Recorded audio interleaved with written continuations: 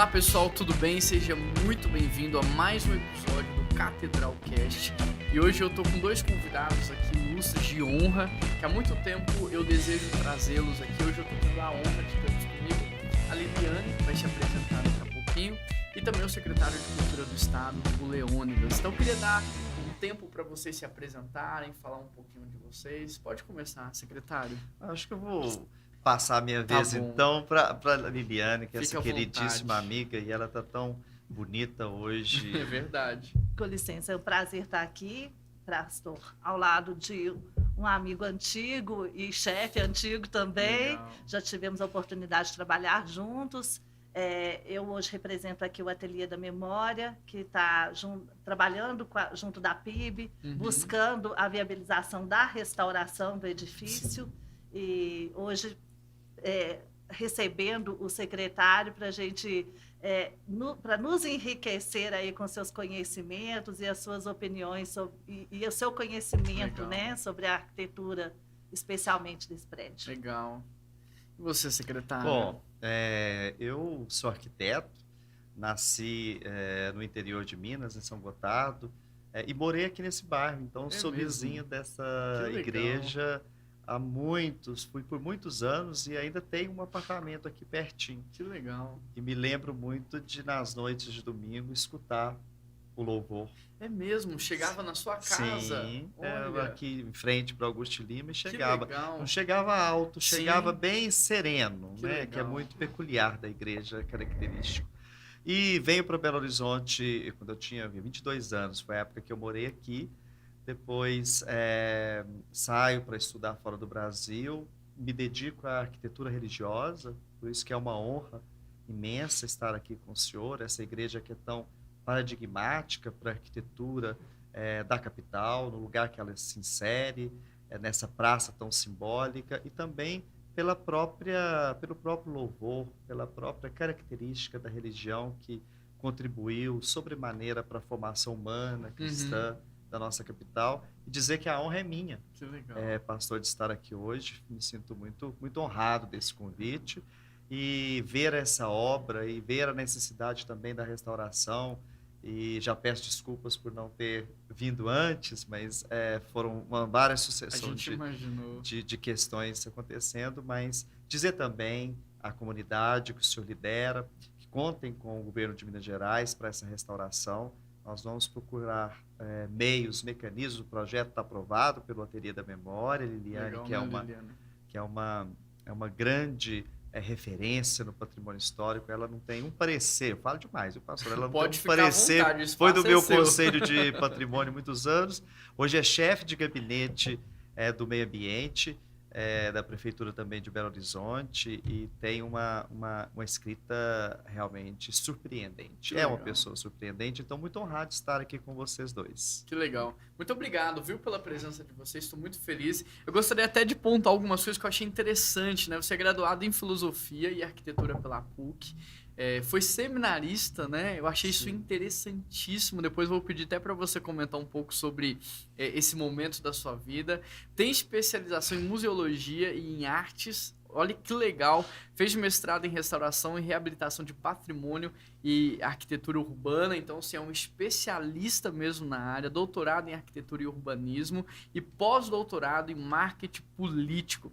E além de toda essa capacitação acadêmica, tem uma vasta experiência. Eu fiquei assim encantado mesmo. Eu fiquei pensando quantos anos o Leônidas tem para ter uma experiência dessa, né? Diretor executivo da Fundação Nacional de Artes, presidente da Empresa Brasileira de Turismo Embratur, secretário de Cultura e presidente da Fundação Municipal de Cultura de Belo Horizonte, secretário de Turismo, presidente da Belotur e atualmente secretário do Estado de Cultura do Estado, né?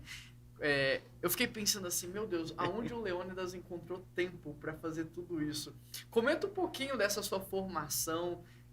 Você falou que saiu lá da sua cidade, veio para Belo Horizonte com 22 anos. Como que foi isso? Você já tinha tudo isso planejado ou foi acontecendo? Uma coisa foi levando a outra? Como é que foi, Leônidas? Bom, vou começar com o tempo, né? Como que a gente arruma tempo? Eu arrumo tempo tendo pessoas, por exemplo, como Liliane, como Gustavo, meu assessor de comunicação, que está há 12 anos comigo, que dividem o tempo, né, do trabalho. e os amigos, né? Tudo é uma construção, a família nos ajuda a ter tempo para a gente dedicar, né? Assim, esse é o ambiente propício de amor que a família cria, Sim. né? Mas eu venho, nada foi planejado e nada foi desejado. Incrivelmente, não. A Liliane me conhece há muitos anos, não há um desejo, uma intuição, eu diria, de que é preciso fazer as coisas. E com essa intuição, que eu acredito que a intuição ela vem do divino, né? Obviamente, ela vem da fonte inspiradora que é Deus, nós que somos cristãos, eu pelo menos acredito nisso. E desde então, de pequeno, eu nasci em São Gotardo, uma cidade pequena, mas fui, logo que nasci, 3 dias, já voltei para a fazenda. Entendi. E meu pai tinha uma venda e uma fazenda, e no meio do povoado era areia, ainda é areia. E a minha vida foi ali na rua, na areia, e do outro lado morava minha avó, que foi a primeira ministra da Eucaristia mulher do Brasil. Olha só, 1900, que riqueza de história. E ele tinha uma farmácia num povoado que tinha o quê? Umas 400 pessoas. Né? Então ele cuidava do corpo e ela da alma. Nossa. Eu me lembro de vê-la na igreja e foi o primeiro contato que eu tive com a cultura, né? Pensando na religião como esse grande espectro cultural, de artístico. Nós estamos com um exemplo claro aqui nesse espaço. Aprendi a conviver, a vê-la, e vê-la muito como uma sacerdotisa. Assim. A experiência que eu tenho da minha avó é isso, e lembranças muito lindas, como... É engraçado como você começa a falar e você vai voltando, né? Vai revivendo. Você vai revivendo, mas especialmente eu me lembro às 3 horas do Padre Vitor, que era um padre da Rádio Aparecida, ela colocava todos os dias o Padre Vitor às 3 horas. Às 3h20 acabava a bênção Nossa Senhora Aparecida e ela começava a fazer o jantar. E acredita que todos os dias que ela terminava de fazer o jantar, ela refazia o fogão. Olha. Porque ela não limpava o fogão, ela tinha um barro colorido, que era o toá, que era da fazenda do meu pai, que as pessoas todas usavam. Eu tinha muito toá perto da areia. Azul, rosa. Então, cada dia o fogão estava de uma cor diferente, né? E aí, às 6 horas, acabava o jantar, às 7 horas já ia todo mundo se recolher. Que legal. Esse foi a minha primeira infância. E aí, quando você vem para Belo Horizonte, você vem sozinho? Eu venho depois do seminário. Primeiro, eu vou trabalhar como secretário da paróquia da minha cidade com 13 anos. Olha. Então, o tempo, você vai ver que o tempo vai... Com 6 anos, eu começo a vender picolé. Começou cedo, né? Então, é uma sucessão de coisas. Mas aí eu vou para trabalhar na paróquia, saio da paróquia para ir para o seminário. Aí, depois do seminário, é que eu entro na Escola de Arquitetura da Universidade Católica aqui. Entendi. Em Belo Horizonte, e começo a minha vida aqui. Quando eu saio do seminário para ir para a arquitetura, também é uma intuição, uma vocação muito artística de gostar da arte. Entendi. Não que eu seja artista, mas... Você sempre foi um amante da arte, né? Até a sua avó ali, todo dia fazendo uma cor diferente, você já percebe isso na família, né? Sim. Não, e eu me lembro, agora você falou da minha avó de uma cor diferente, a minha babá, e aí eu já estava em São Gotardo, na cidade, quando meu pai comprou uma casa para a gente estudar, e a minha babá, meu pai e minha mãe, meu pai ficava na fazenda, e minha mãe, eu morava com a minha irmã, e ela ficava para cuidar da gente enquanto minha irmã ia para a escola. Você acredita, Liliane, que ela, Dona Maria, ela tinha uma casinha, eu sonho muito com ela, com essa casa. Era uma casa que ela tinha um alpendre muito bonito e ela pintava a casa também, sempre de cal branco, e pintava rosas e flores assim, também com tinta de toá. E era quase de casa em 3 meses, ela repintava a casa ela mesma. Então a casa estava sempre branquinha, com cheio de flores. Que legal. E ela ficava no meio. E minha vida foi criada ali naquele quintal, um quintal muito grande. Que legal, que memória bonita, né? Que gostoso reviver isso, trazer a memória. A Bíblia diz trazer a memória o que nos dá esperança. Sim. Memórias assim enchem o nosso coração de esperança para continuar, né? Sim, é verdade. E aí de Belo Horizonte para o mundo, né? Aí de Belo Horizonte eu fui para a Espanha para fazer o doutorado. No meio do percurso e estudando arquitetura religiosa. Olha. A minha dissertação é a liturgia no espaço religioso. Eu vi que você até fez estágios em Roma, né? Sim. Aí no mestrado, que em restauração, arquitetônico e urbano, mas é a relação da igreja com o espaço urbano. Olha só. Então, a vida inteira, o meu objeto de estudo foi arquitetura religiosa e arte sacra. Que legal, e hoje ter você aqui, né, num ambiente religioso, numa arquitetura muito marcante, bem no centro urbano, e hoje isso aqui é a concretização, talvez, de muito do que você estudou e viu lá atrás. Então, e é uma concretização de um sonho, porque eu achei muito bonito, passamos rapidamente, mas ver a pia batismal, nós chamamos de pia batismal, né? Como que o senhor chama? Batistério. Batistério, obviamente. Né? Na igreja, a pia batismal é uma coisa, o batistério onde fica a pia. Mas ver o batistério e com essa relação do olhar com a Assembleia, né, essa liturgia, eu não conhecia, eu não imaginava que o batistério pudesse ser visto pela Assembleia. Né? Então, isso é muito bonito, é muito marcante, né? Porque você fala do significado do símbolo, né? que se torna um símbolo, mas é um símbolo real, né? Da liturgia. E meu estudo é justamente a perda disso. Entendi. Nas construções contemporâneas. E tanto na igreja católica como nas igrejas não católicas, mas nas cristãs. No mundo cristão, vamos dizer assim, a perda de identidade. Que não tem, por exemplo, não tem perda tão grande no Oriente. É verdade. O Oriente mantém essa característica, né? E aqui no Brasil a gente percebe já a construção um caixote hoje em dia, né?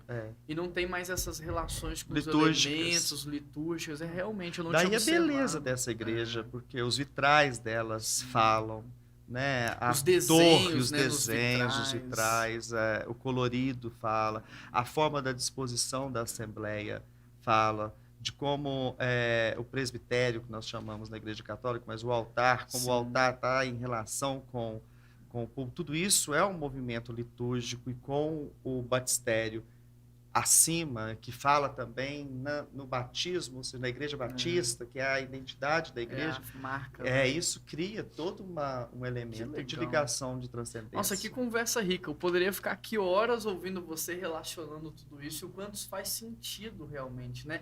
A grandeza, antigamente era tudo construído com muita grandeza, para mostrar a grandeza de Deus, e o homem, né, muito pequeno diante dessa majestade, diante dessa grandeza, e hoje é o contrário, né?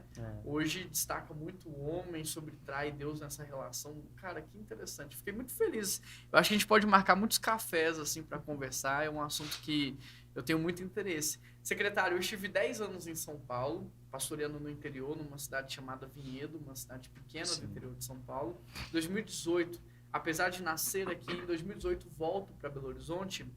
E nesse retorno para Minas e para Belo Horizonte, eu tenho percebido um crescimento muito forte do turismo em Minas, né? Se destacando até em relação aos outros estados. A que você percebe esse crescimento? A mineiridade. Eu sempre vi que Minas sempre esteve na moda. Eu acho que quando a gente sai de Minas, a gente vê que a gente é bem acolhido. Né? É mas o nosso sotaque, as pessoas gostam, gostam do jeito que a gente se porta, como que a gente se veste, gosta do nosso jeito. Que Guimarães Rosa fala muito bem, né? Dessa mineiridade ampliada, que é uma roça, mas que mantém o espírito da roça, que é esse espírito de confraternização com o outro, né? De estar, da cozinha sempre aberta. Sim. Por isso que nós fomos escolhidos pela plataforma Booking. Esse dado é muito importante, que é a maior plataforma de vendas de passagem do mundo. Os usuários escolheram Minas Gerais no ano passado entre os 10 destinos mais acolhedores do planeta. Do planeta? Planeta. Nossa. Então, assim, isso deve muito bem aos mineiros, que bem acolhe a nossa... Interessante você dizendo isso daí, porque o arquiteto tem um papel muito importante, né? Então, por exemplo, quando ele vai projetar ou fazer um desenho, ele quer saber se você quer que a pessoa fique muito tempo ali, se você não quer, se é passagem. E o shopping expressa muito isso. Você não vê o dia, a noite, o tempo passar, porque ele foi feito para que você passe muito tempo ali. Sim. E parece que Deus, assim como um arquiteto, como um grande desenhista, né, fez Minas de uma maneira muito acolhedora, que é o que você fala. As cozinhas são sempre abertas, sempre o café, sempre uma conversa, a reunião é na mesa, tomando um cafezinho. de fato, Deus nos agraciou com um dom de acolher as pessoas, né? E também, aliada a isso, uma paisagem muito bonita. São milhares e milhares de cachoeiras. E aí nós entramos numa outra questão de Minas, tá? Nesse momento bom, é porque há, pelo programa Reviva Turismo da Secretaria, uma inteligência de marketing, de promoção muito assertiva, dentro dessa característica da mineiridade, da paisagem, tudo que nós temos, a natureza. Por exemplo, a plataforma Google que diz que as pessoas querem um turismo de liberação, ou seja, um turismo de montanha, de lugar aberto.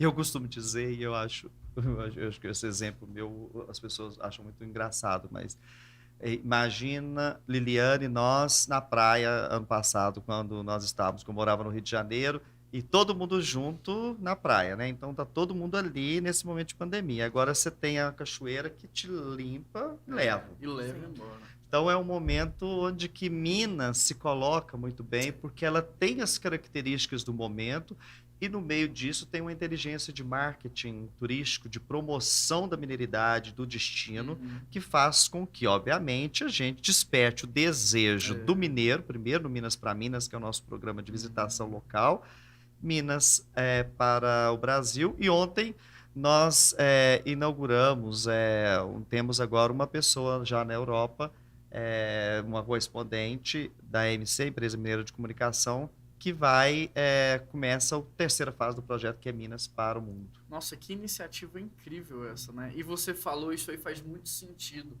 Nesse tempo que eu estive fora, a gente está muito acostumado a ficar em hotel em cidade. Então, eu tirei da minha mente que lazer é hotel em cidade. Não existe mais essa... Sempre que eu vou viajar com minha família, eu quero uma pousada, eu quero um ambiente mais acolhedor, eu já quero um quarto com vista para uma montanha, para uma árvore, para uma floresta, porque eu acho que nesse momento de muito estresse, de esgotamento emocional, a gente precisa se reconectar com a natureza, né? E o que nós mais temos em Minas é o contato com a natureza. E quando o senhor fala em reconexão com a natureza, eu ainda vejo que a pandemia fez uma outra coisa, que é a reconexão conosco.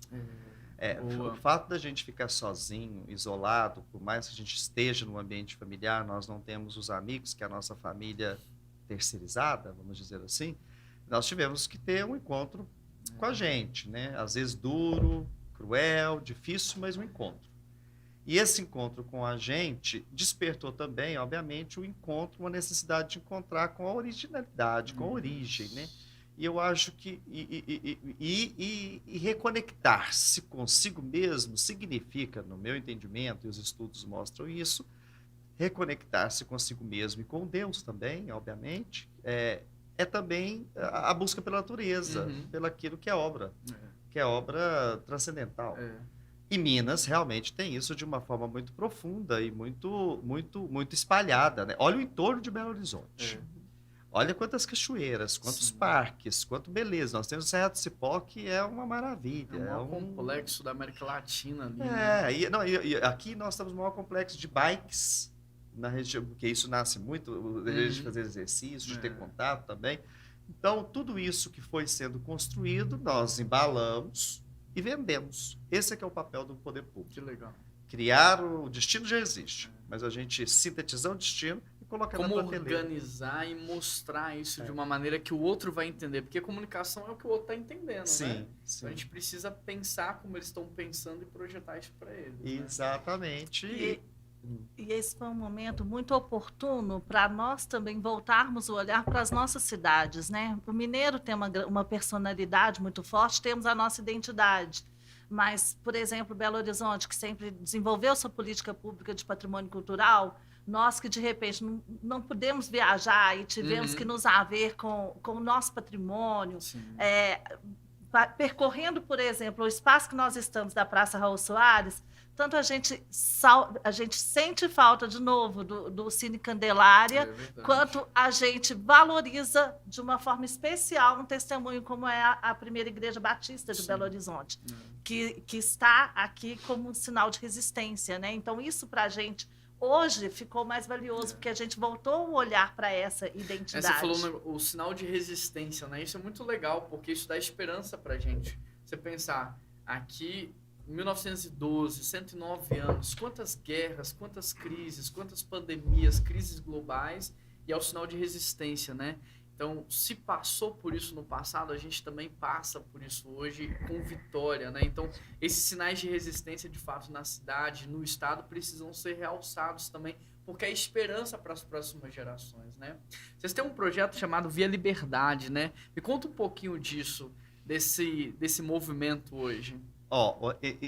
Ele é muito simples, assim. Gaudí fala uma frase que eu repito e canso de repetir. Original é voltar às origens. Nós temos uma BR a 040 que liga Rio de Janeiro a Brasília. Ela é o primeiro movimento para a conquista do interior, porque ela é o caminho velho de Goiás e ela coincide com a Estrada Real, Caminho Novo. E nela, os principais fatos da independência do Brasil acontecem nela. Os principais fatos, os desdobramentos artísticos da Semana de Arte Moderna, que faz 100 anos, e o bicentenário de 200 anos da independência, acontece nela.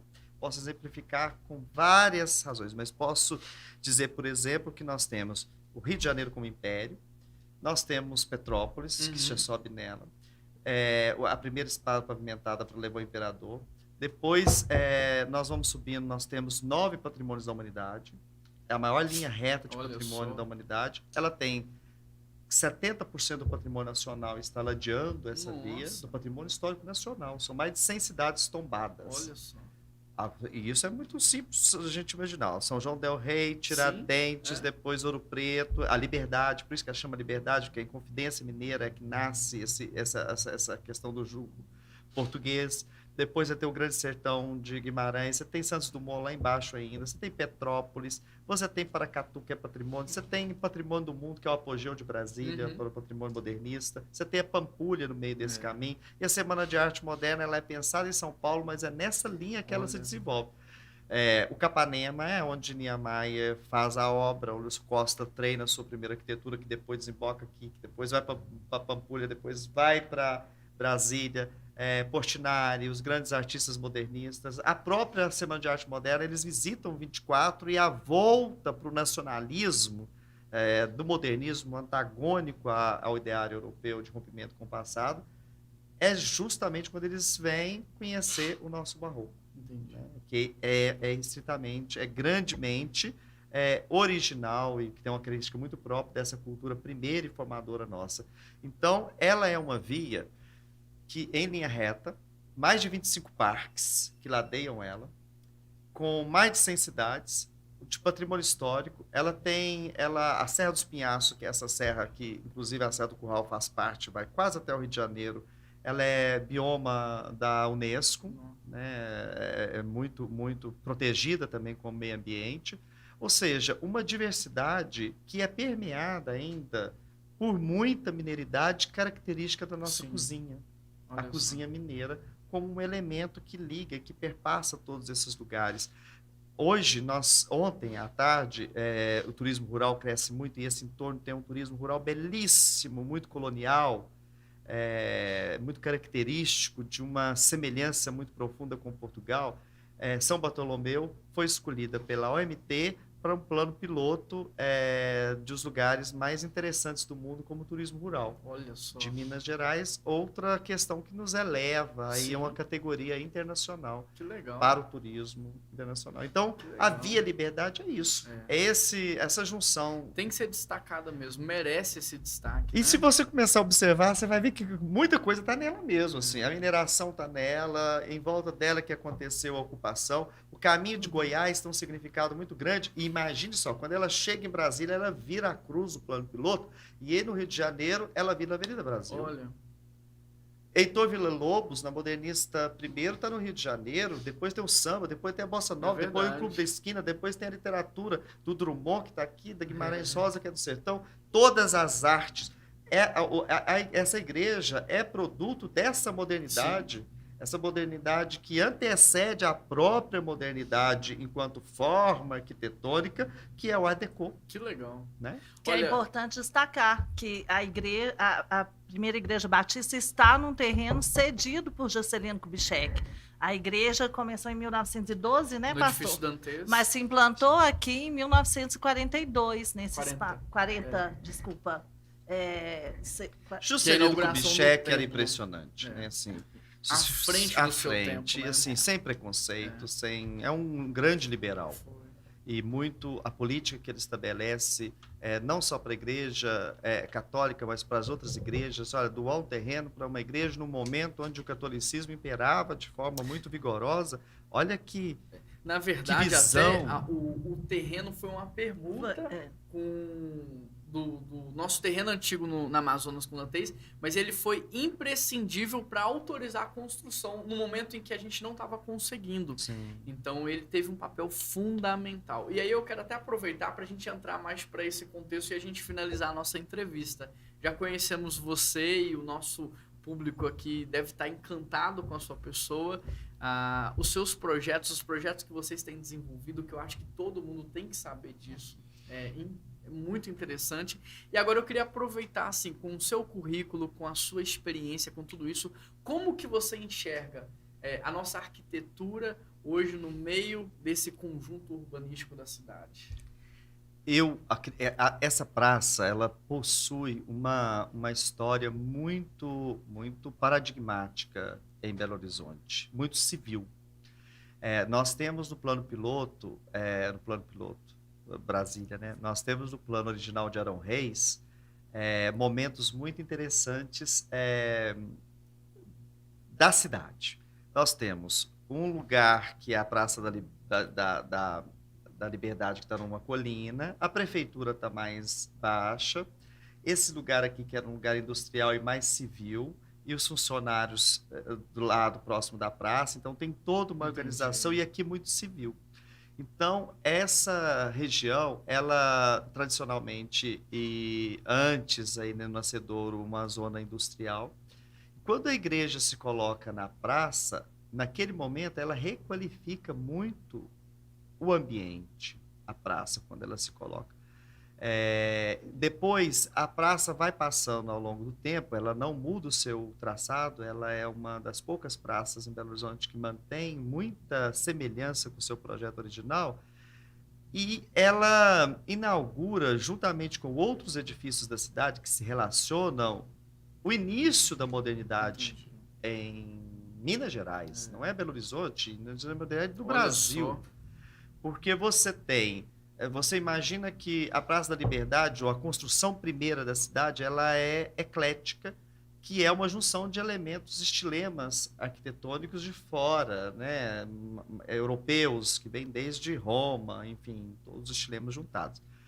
Quando o Art Deco, que essa igreja é um símbolo, quiçá, um dos mais importantes, eu acho que ela e a Prefeitura de Belo Horizonte sejam os mais simbólicos da cidade, mas enquanto a arquitetura religiosa ela é, no estado de Minas Gerais, a mais simbólica, e é interessante que uma arquitetura religiosa no Art Deco, né? Sim, é muito inusitado isso. Eu desconheço outra igreja, e é de uma modernidade, de um avanço para o seu tempo absurdo, porque se estava pensando nesse momento no neogótico, inclusive para as igrejas não católicas, mas a arquitetura religiosa pensando no neogótico, ou a igreja batista de inspiração nórdica ou alemã, mas todas elas com uma relação histórica muito grande, porque possuem uma raiz comum da arquitetura. Né?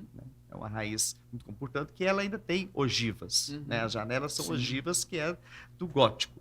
Mas quando ela se dispõe, e o povo que constrói essa igreja, os missionários, a primeira comunidade batista da primeira igreja se propõe a construir uma igreja num lugar tão simbólico de Belo Horizonte como é a Praça Raul Soares, que antes tinha cinema, que depois vem o prédio tão importante que é o nosso patrimônio histórico de JK. Quando ela se propõe trazer a arquitetura Art Deco, que é linha reta, em contraposição ao barroco, que é curvo, a Praça da Liberdade, que é curva, que são vários estilemas, e purista. E casa muito bem com a igreja, né? Com a própria liturgia da igreja, que é o evangelho, que é a valorização, passa por os outros elementos. Então, ela se adapta muito bem, e por ela se adaptar muito bem, ela contribui ainda para o próprio entendimento urbanístico da presença de religiões e da diversidade religiosa que nós temos. Que legal. Então, ela tem um papel, para além da arquitetura, desse sinal que ela sinaliza enquanto elemento arquitetônico, ela simboliza uma ocupação urbana por outros povos, por outros pensamentos, por uma fé diferente da que tradicionalmente foi a conquista do país. E você fala desse inaugurar um novo momento na nação e principalmente no estado, em Belo Horizonte, né?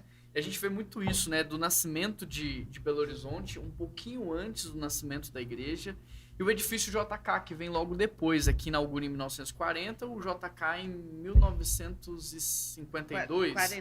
Não, é um ano de diferença só. Eu achava que era 52, então e se é 42 e 43 o Pampulha. Olha só, então de fato uma construção, É. né? E hoje, como que você... Era uma transição nesse momento, havia uma transição entre o Art Deco e o modernismo. Os modernistas trouxeram a linha juntamente com Niemeyer e com Juscelino, e o Art Deco ele antecede a modernidade, porque é linha reta também. Né? Ela é até mais purista, porque a modernidade nossa ela é diferente, ela traz elementos artísticos, mas é um período de transição. Entendi. Vou te fazer uma pergunta mais pessoal agora, né? A gente tem um sonho de criar aqui na igreja um centro de memória do tombamento da Praça Raul Soares, do seu entorno. Então, um lugar de visitação para as pessoas conhecerem a história, fotos, tudo isso. E também temos o sonho de criar aqui dentro do nosso prédio um centro de turismo religioso.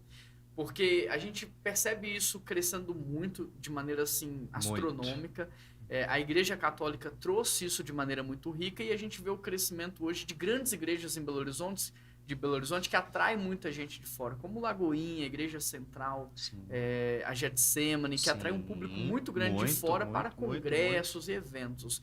E a gente sonha em ter aqui um centro de memória onde a pessoa pode vir aqui e receber orientação, cartilhas, direcionamentos, não só para Belo Horizonte, lugares de visitação dessas igrejas católicas, batistas, enfim, como também para o Estado. Como que você vê esse envolvimento como secretário de Cultura do Estado, da igreja, pensando na cultura, tentando ser guardiã e ao mesmo tempo fomentar isso num centro urbano como esse? Olha, tentando não. A igreja ela é guardiã da cultura. Né? Ela tem esse papel e tem cumprido esse papel nos 2000 anos de existência, sem divisão. Então, ela é guardiã da arte. Ela é a grande mantenedora das artes por 2000 anos. Ela é a grande criadora de vanguarda nos 2000 anos. Os movimentos artísticos do mundo ocidental é a igreja que cria. É por isso que eu fico no início da nossa conversa, quando a gente vê a igreja se distanciando da arquitetura e da arte nesse momento contemporâneo, dá um pouco de tristeza, assim, um vazio, porque não se pode negar ou deixar para trás quem construiu a história, deixar a própria história. Então, quando o senhor se propõe a esse trabalho, primeiro, eu acho que é extremamente louvável e eu acho que o poder público tem por obrigação apoiar. Hoje, e eu vou te dizer uma coisa, as coisas não acontecem por acaso. Né, Gustavo? Nós estamos vindo aí de 2 semanas de encontros muito interessantes no turismo religioso. Eu acho que o senhor já pode começar a participar do nosso grupo de trabalho de construção do turismo religioso. Nós fizemos um encontro com Dom Paulo em Uberaba, que tem um santuário de Romaria, que acolhe muitas pessoas. Depois fomos na casa do Chico Xavier, conversar com o filho dele, que ainda está vivo, que 60% do turismo de Uberaba se deve ao Chico Xavier. Depois, hoje nós estivemos com o pessoal do Verbo Divino. Depois esteve essa semana o fundador da rede, aquela rede de televisão muito de Lins, em São Paulo, que é a rede Século XXI, Sim, que é paradigmática da renovação carismática, muito importante para esse movimento. E juntando todo mundo com os meios de comunicação e construindo um projeto ecumênico. Muito legal. É um turismo da fé. É isso aí. Não interessa se ele é daquela ou daquela denominação, mas um turismo de fé, onde as pessoas possam conhecer os edifícios, conhecer a fé que o outro processa, a história da fé que o outro processa, Porque, para mim, no meu entendimento, isso é fundamento de um momento que eu vislumbro que nós vamos viver agora nesse pós-pandemia, e temos como exemplo as várias pestes que o mundo teve, que é um momento de renascimento. O renascimento foi após uma peste, o renascimento desse mesmo foi após uma peste. Roma, quando queimou, houve um novo momento. O final desse século da gripe espanhola teve um novo momento. Depois da Segunda Guerra Mundial, um momento. E você pode pegar todos os exemplos. E nós vivemos uma peste.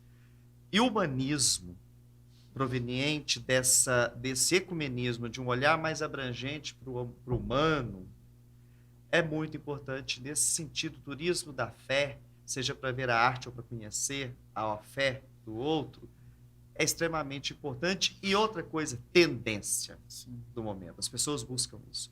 Então, convido o senhor para participar vai ser uma alegria desse muito grupo grande de trabalho, junto com a Rede Minas, a MC, que, aliás, poderia vir aqui fazer aliás, eu vou convidar o senhor para ir falar sobre a igreja lá na Rede Minas, no nosso programa Opinião, e começar a construir também esse projeto na cidade, e falar desse projeto que é muito, muito importante e muito sábio, o senhor, como um pastor, procurar participar desse momento e com tanta abertura de coração. Eu agradeço. Eu acho que a o mundo oportunidade. é assim. Nós só vamos crescer como pessoas humanas se a gente agir dessa forma. Com certeza. Toda crise gera oportunidade. Eu acho que essa crise toda que a gente viveu está dando uma grande oportunidade para a gente crescer enquanto ser humano, né? Lili, você tem alguma pergunta, alguma coisa a mais a acrescentar?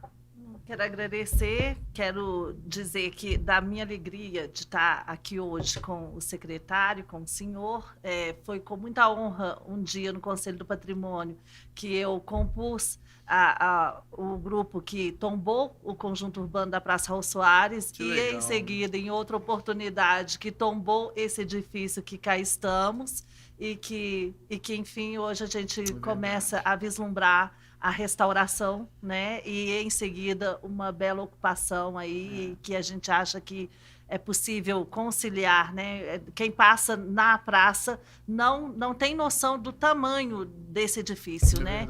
Para além da casa de culto, a gente ainda tem tantas salas, tantas possibilidades de ocupação, e hoje já com tantas atividades, né? Que o pastor a igreja já tem aqui, e enfim. Vamos caminhar juntos em prol de um projeto muito bacana para a cidade. E você falou, né? O secretário falou, nada acontece por um acaso. Então, você participou lá atrás do processo de tombamento do entorno da igreja e hoje a gente está sentado nessa mesa podendo discutir sonhos e projetos, né? Como que foi para você essa experiência? Você já conhecia aqui dentro, não? Já. Já conhecia? Já. Eu não conhecia o batistério. Eu não sabia que tinha, mas eu vinha e fazia minhas orações aqui. Que legal! Quando eu morava aqui, eu sempre passava, entrava. Ela ficava muito aberta há um tempo atrás, na época que eu estava aqui. E aí eu chegava e fazia minhas orações. Porque era a igreja mais próxima que tinha aqui da minha residência. Né? Que legal. Muito obrigado, viu, secretário, pela generosidade de ter aceitado o nosso convite, a disponibilidade de estar aqui com a gente hoje. Obrigado também, Liliane, pela generosidade e disponibilidade. Espero que a gente tenha muitos outros momentos à mesa, tomando um café e podendo sonhar com um futuro melhor. Você que está nos ouvindo no Spotify, deixe o seu like, assina o nosso canal aqui no Spotify, compartilhe aí nos grupos de WhatsApp. Você que está assistindo no YouTube, também deixe o seu like, se inscreva no nosso canal e compartilhe esse conteúdo para inspirar muitas outras pessoas também.